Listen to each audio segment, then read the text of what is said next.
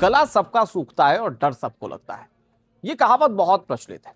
दुनिया के सबसे ताकतवर देश अमेरिका के राष्ट्रपति यानी कि डोनाल्ड ट्रंप पर भी यही कहावत लागू होती है, क्योंकि जिस तरह ईरान पर बीते कई महीनों से अमेरिकी सेनाएं बम और गोले दाग रही हैं, मिसाइलें बरसाई जा रही हैं, उसी ईरान से डोनाल्ड ट्रंप डर गए।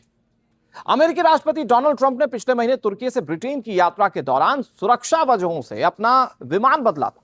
रिपोर्ट्स बता रही हैं कि अमेरिकी खुफिया एजेंसीज को ईरान से जुड़े एक विश्वसनीय खतरे की जानकारी मिली थी। इसके बाद राष्ट्रपति की सुरक्षा को ध्यान में रखते हुए विमान बदलने का फैसला अमेरिकी राष्ट्रपति डोनाल्ड ट्रंप ने लिया। जानकारी के मुताबिक तुर्की की राजधानी अंकारा से निकलते हुए डोनाल्ड ट्रंप ने सवारी तो एयरफोर्स वन के विमान में की थी, लेकिन कुछ ही मिनटों बाद उसमें से वो उतरे। उन्हें कैटरिंग ट्रक की मदद से दूसरे विमान तक पहुंचाया गया। इसके बाद ट्रंप ने छोटे सैन्य विमान एयरफोर्स C-32A से ब्रिटेन तक का सफर पूरा किया। हालांकि एयरफोर्स वन में पहले से सवार पत्रकारों को इस बात की जानकारी नहीं दी गई थी कि राष्ट्रपति ट्रंप उनके साथ तुर्की से ब्रिटेन तक की यात्रा नहीं करने वाले। अमेरिकी सीक्रेट सर्विस ने पुराने नीले और सफेद रंग वाले एयरफोर्स वन के उड़ान भरने से पहले पत्रकारों से विमान की खिड़कियां बंद करने को कहा था। रिपोर्ट में इसे राष्ट्रपति की लोकेशन को लेकर भ्रम बनाए रखने की सुरक्षा रणनीति बताया गया। अमेरिकी राष्ट्रपति की सुरक्षा के लिए विमान बदलने या यात्रा के दौरान भ्रम पैदा करने की रणनीति का इस्तेमाल पहले भी किया जा चुका है। कुछ सप्ताह पहले भी खुफिया रिपोर्ट्स में राष्ट्रपति ट्रंप पर हमले को लेकर कई दावे किए जा रहे थे। जब ट्रंप से ईरान के संभावित हमलों के डर से विमान बदलने को लेकर सवाल पूछा गया तो उन्होंने कहा कि मैं सीक्रेट सर्विस और सेना के निर्देशों का पालन करता हूं। वे चाहते थे कि मैं दूसरी फ्लाइट और दूसरे विमान से जाऊं। सुरक्षा के लिहाज से दोनों बराबर थे, लेकिन वे ऐसा करना चाहते थे, इसीलिए मैंने उनकी बात मानी। लगता है कि कोई खतरा था। मैंने इसके बारे में ज्यादा पूछताछ नहीं की। मुझे बहुत सारी धमकियां मिलती रहती। यह विमान इंग्लैंड गया था क्योंकि सैनिक चाहते थे कि इसे वहां रोका जाए और उन्होंने इसे सैनिकों को दिखाया। इसके बाद वहां विमान बदला गया। यह सब सेना के निर्देश पर हुआ और मुझे वही करना होता है जो वे कहते हैं।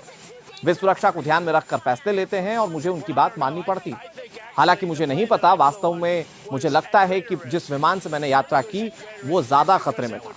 मेरा मानना है कि उस विमान को निशाना बनाए जाने की संभावनाएं ज्यादा थी। दरअसल इजराइल ने पहले भी यह दावा किया था कि डोनाल्ड ट्रंप IRGC के निशाने पर हैं। तुर्की में ईरान के खुफिया एजेंट्स और IRGC को ट्रंप से जुड़ी कई जानकारियां पहले से पता थी। यह मामला सिर्फ डोनाल्ड ट्रंप की सुरक्षा पर मंडराए खतरे तक सीमित नहीं है, बल्कि इससे ईरान की खुफिया क्षमता को लेकर भी गंभीर सवाल उठ रहे हैं।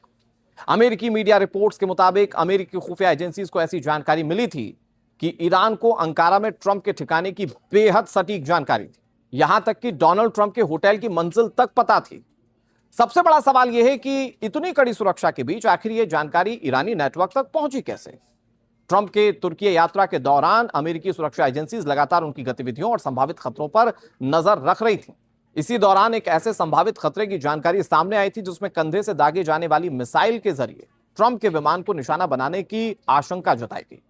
खुफिया इनपुट को इतना गंभीर माना गया कि ट्रंप को सामान्य तरीके से एयरफोर्स वन से रवाना करने की बजाय एक छोटे C-32A सैन्य विमान में गुप्त तरीके से शिफ्ट किया गया। यही वजह है कि अब सवाल सिर्फ मिसाइल के खतरे का नहीं है, बल्कि खुफिया जानकारी के लीक होने का भी है। अगर किसी विदेशी नेटवर्क को राष्ट्रपति के ठहरने की मंजिल जैसी संवेदनशील जानकारियां मिल गई थीं, तो यह अमेरिकी सुरक्षा व्यवस्था के सामने एक बहुत गंभीर चुनौती मानी जा सकती है।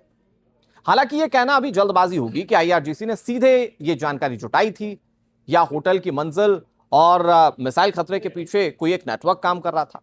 सार्वजनिक रिपोर्ट्स में ईरानी कनेक्शन की बात सामने आई है, लेकिन पूरे ऑपरेशन की जिम्मेदारी या उसकी सटीक संरचना की आधिकारिक पुष्टि फिलहाल नहीं हो पाई है। इतना जरूर साफ है कि अमेरिकी एजेंसीज ने खतरे को गंभीरता से लिया और ट्रंप की यात्रा का पूरा प्लान ही बदल दिया था।